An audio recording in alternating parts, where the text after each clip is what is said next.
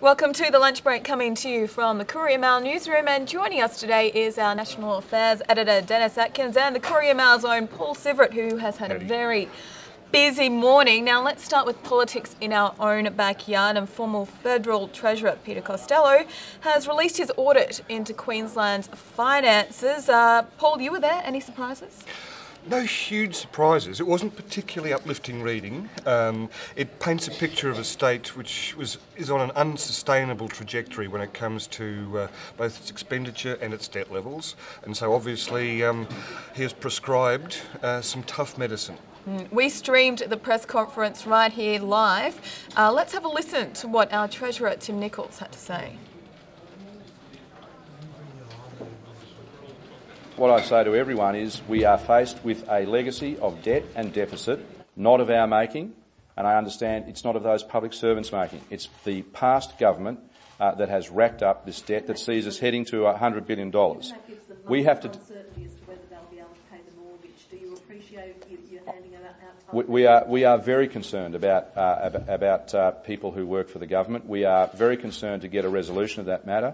That's why this Commission of Audit has been so important. That's why we are moving as quickly as we can to get a resolution of it, and we will continue to do so. We do know and are conscious very much of the impact that the uncertainty will have on public servants. That's why we're working as hard as we can to protect as many jobs as we can.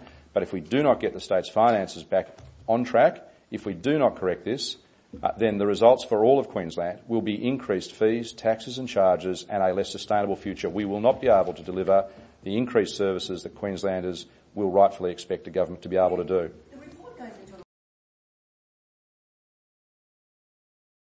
Just went into boosting health, education and child safety, but according to the Liberal boys, was poorly managed.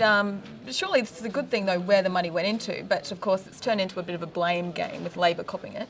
Yes, yeah, and this is something that often new governments, after a long-term incumbent gets voted out, new governments often come in and they present the worst possible complexion on the state of the books. Now, it was pretty obvious that there were some unsustainable things happening under Labor, and it would have been interesting, but quite hypothetical about what Labor might have done if they had lucked it and won the election. However, they didn't, and now we've got Tim Nicholls in as Treasurer, and he's got Peter Costello to come in and outline what looks like. I'm sure we'll be hearing the words black hole a lot, and we'll be hearing a lot about, as Paul said, the unsustainable path that the Queensland economy was on. The words black hole weren't actually used this morning. They were saving them. Yeah, they're probably saving that one. Yeah. Paul, what was our former Treasurer... Andrew Fraser. Andrew Fraser, thank you. It's been a big morning, folks. Our former Treasurer Andrew Fraser doing? Look, I mean, he was trying to juggle an awful lot of things. A few years ago, the government was riding high on the revenue coming from the first mining boom.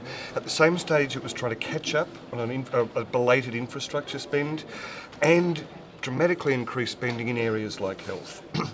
The GFC comes along, the revenues collapse, that spending is simply unsustainable.